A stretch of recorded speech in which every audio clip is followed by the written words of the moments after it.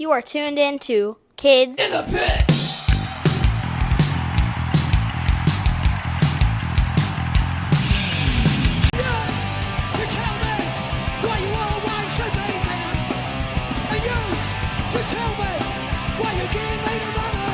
Hey guys, it's Gabe from the Kids in the Pit podcast. Today I'm joined by Jeff Turner from the band Cockney Rejects from across the pond. Thanks for joining me.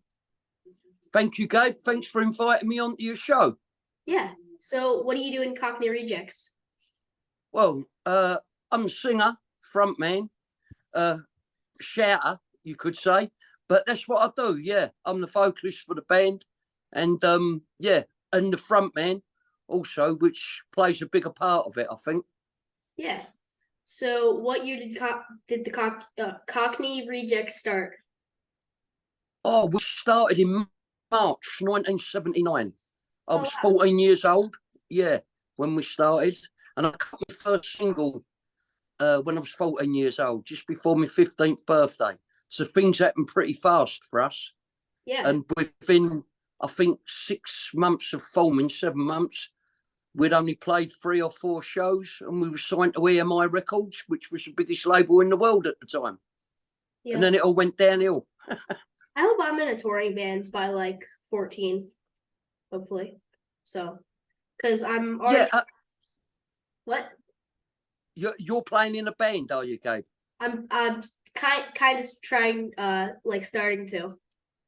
Oh, good luck to you, mate. Yeah, well, you're starting a lot younger than I did. Yep. Only 3 years, so Hey, yeah. Still a long 3 years is a long time when you're young. true. So where's your band from, and do you all still live there? We're from the East End of London, and I don't live. 2 of us, the bass player Vince and me, we don't live in London anymore. We moved out. But our guitar player, my brother Mickey, he still lives in East London. So that's where we was from, East London. We used different drummers all the time. There was only a nucleus of 3 in the band, but we've had a permanent drummer called Joe Sansom, and he's from Torquay, which is in the west of England, but he's been with us for 7 or 8 years. Nice. I've been to London with my dad's band because they went there. They went to London, Plymouth, and also Newport, Wales. Oh, right. I've not been to Newport, but I played in Plymouth this year in March. Oh, nice. Like, I played in Plymouth, yeah, down in the West Country. It's been a very busy year this year. And yeah, it's good stuff. So what does the name Cockney Rejects mean? Well, we was from East London, yeah, that's where we're from. And it's the saying, if you're a Cockney, there's a church in Bow, which is not far from where we live. And they said, if you're born within the sound of the Bow Bells, that you're a Cockney, a true Cockney. So that was the easy part of the name. And we come from a very working class part of London. And there wasn't a lot of opportunity. So we always kind of thought that rebelliousness that we was rejected. So it was easy to form the Cockney and then the Rejects. Oh, we're Rejects, it's just young rebellion, really. So that's how the name come together, and it's stuck for all time. Yeah. So my dad says you're the original Oi band. His band is playing with some Oi bands next month. The bands are the Dusters and Intimidation. Right, yeah. I mean, I don't know a lot about American Oi, even though we kind of, it was called the Godfathers of Oi. Basically, more, I would say, our music was based on 70s punk, like the Ramones, Sex Pistols, Generation X. But then you saw a tag kind of come along, and that was kind of part of it. It kind of become a movement, which I was never really happy about. I don't really believe in movements. We was just 4 young kids who taught themselves to play. But I'm happy with that. People say we're the godfathers of the oi scene and stuff like that. So I'm okay with that. Although I'm not really a great punk listener. I like 70s punk, but I don't listen to punk music at home or in the car. Yeah. So do you have a favorite Cockney Reject song? Yeah, there's a song which very synonymous with us. It's called Bad Man, and it was released as a single in early 1980, and it was on our first album, Greatest Hits Volume 1. And that's the song I like to play live, because we've introduced another intro to it when you play live, you know, that precedes the opening bars. And it's, yeah, that's the song I love to play most. And I think if anybody wanted to really check out what the Rejects sound really was in the early days, Bad Man is the song to go to. Yeah, I'll listen to it. So, what was the first punk show you attended, and how old were you? First punk show I went to, we had a venue in East London called the Bridge House. Uh-huh. And it was really, first of all, it was like, you know, pub rock and bands like that. But then a lot of bands started to play there from East London. Iron Maiden played there. Depeche Mode played there. U2, loads of songs. And that, because it wasn't far for me to go, it was a bus ride away. I think I was about 12 years old, 1977 it might have been. And I see a local band called The Tickets who played there. And there was a really good band. There was a local punk band. So from then on, if living in London in 1977 to 79, you know, as a kid, you had a chance to see any band you wanted. There was a band on every night. Whether you went up to London, they had so many different venues. You could see the Clash one night. You could see the Damned one night. You could go and see Black Sabbath on another night. So it was really good. But yeah, the first punk band I see was the Tickets, who never went on to do anything, but they was just a local East London band. So, and good lads too. Yeah. I kind of like to go back in time and like see what like shows that little pubs were like. Yeah, So, yeah. like, It was a great scene in England in, you know, the 70s with the little pubs, and they had a thing called pub rock in the mid 70s, and you had bands like Dr. Feelgood, Eddie and the Hot Rods, all bands all worth checking out.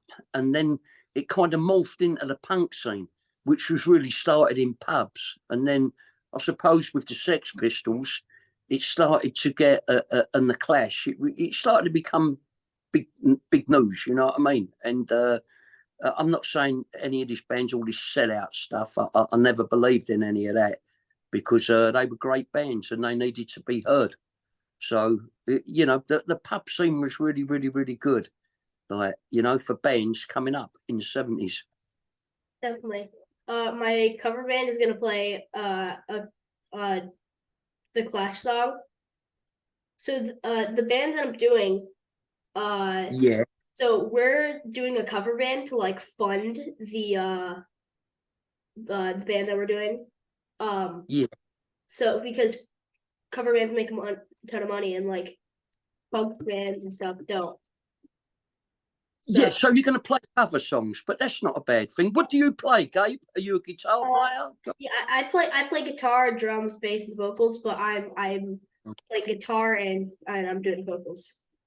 So you're a little bit like Wolfgang Van Halen, yeah? Who plays everything. Like, yeah. Because there's no harm in going out and playing covers when you start. Van Halen were a covers band when they started. And, you know, until they started writing their own songs. So were the Rolling Stones, were cover bands, you know? And then you find your feet. The art is in starting to write your own music. But that will come to you, you know? Yep. So what is your favorite place you've toured in? Favourite place to tour? Like everywhere. I must admit, I do like South America. I've toured South America a few times, and I really, really like it. You know, playing at Argentina, Colombia, especially Brazil. I love it in Brazil because my wife's Brazilian as well, but I love playing over there. And yeah, South America's, I suppose, is my favourite continent to play. It really, really, it's got a great vibe. It's and they're very, very, very passionate. Not to say there isn't passion anywhere else around the world. You know, you go to some places. I played a show in Serbia, Novi Sad, a few months ago. The passion was awesome, fantastic. Scotland's also a great place to play as well. They're really, really passionate. So, yeah, we're lucky to have been around the world, and you know, it's been a good career. As I say, it's never about the destination. It's all about the journey, and it's been a good journey. awesome you've been to all these places. Uh, so what is your favorite American food? American food. Oh God, that's a good question. That is American food. I've not really, I've not really tried a lot because when we've been on tour in America, when you go on tour, right, you just don't eat good food. You're in a van. If you're in Europe, it's McDonald's. If you're in America, you're in Denny's, or whatever, or Taco Bell to get stuff. So, yeah, a lot of things like, your normal food. I love American pizza, love the hot dogs, and of course the burgers, because that's all when you're wherever on the road. We never do fine dining. Definitely, yeah. So what was your favorite TV show when you were my age? Oh God, we had a very very good TV show in England called Sweeney, which was about the flying squad, police who busted bank robbers. And it was very, very real life. It was very near the knuckle. And the good thing was, a lot of the time, the villains, the criminals got away, which was really good. I loved that when I was about 11. Also, an American show that I did love was Happy Days, Mhm. like with the Fonz. That was fantastic. So, yeah, Monty Python's Flying Circus, always loved. And, of course, we had a music show here when I was two.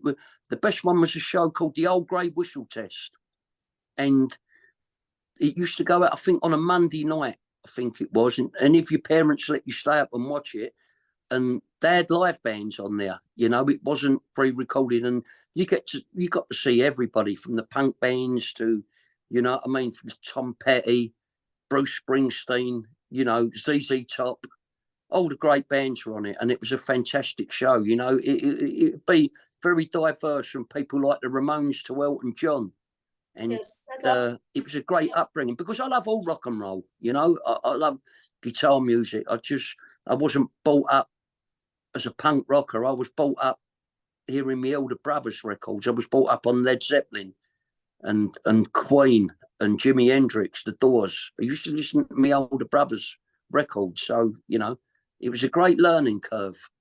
Definitely. So are you able to say, may I have a bottle of water in an American accent? It's a bit left field, but can I have a bottle of water? That is awesome. That was crap. Do you want me to do my British accent for that? Want to read your accent? Yeah, like do a British accent for may I have a bottle of water? May I have a bottle of water? Yeah. Okay, I'm gonna do it. May I have a bottle of water? Right, right. You did well there, but the thing is, when you got a Cockney accent, you don't say the T's. So I'm always what you say. Can I have a bottle of water? A bottle Water. of water. That's it. Oh, that's brilliant, Gabe. You nailed that, mate. That's really good. Well Yeah. done. A lot better than my American one. You did good there, son. Well, thank you. But yours is good too for being British. So, Thank you. I'll take that on board. That's good. yep. So, what is your favorite sport and sports team? Hmm. My favourite sport of all time is boxing. I Mhm. boxed as an amateur, fairly successful, and then I give it up to go into the band.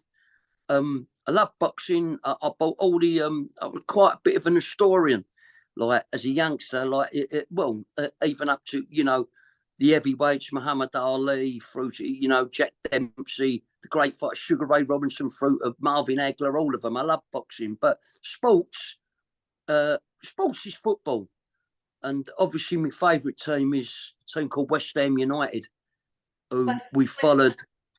um, Yeah, by football, do you mean what we call soccer or American what football? you call soccer? Yeah, that's right. Yeah, what you call soccer? West Ham United, and we went the ground, the stadium, as I say, was only a mile away from where I was born.